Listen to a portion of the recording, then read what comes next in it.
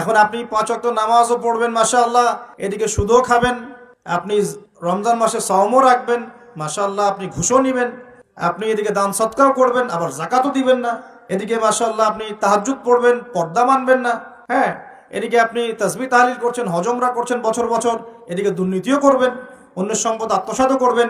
এই লা ইলাহা ইল্লাল্লাহ তো আল্লাহর রাসূল শিখান নাই, শিখাইছেন নাকি? উদখুলু ফিস সিলমি কাফা মানে কি? তোমরা পরিপূর্ণরূপে ইসলামে কি করো?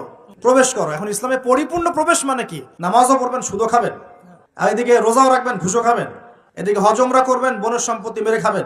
এগুলো কি লা ইলাহা ইল্লাল্লাহ শিক্ষা? তো মনে রাখবেন, লা ইলাহা ইল্লাল্লাহ এর হকপন্থী ওলামায়ে কেরাম যারা, সোহবতে গিয়ে পড়ে দিন শিখবেন ইনশাআল্লাহ। পারবেন না? এটা চেনার জন্য আপনাকে এত কষ্ট করতে হবে না, এত কষ্টের প্রয়োজন নাই। খালি দেখবেন যে কাদের দাওয়াতে বাধা বিপত্তি নেমে আসে আর কাদের আসে না। এতটুকু চোখ কান খোলা রাখলেই বুঝতে পারবেন ইনশাআল্লাহ আযজা ওয়া জাল। সবাই ফলো করবেন ইনশাআল্লাহ।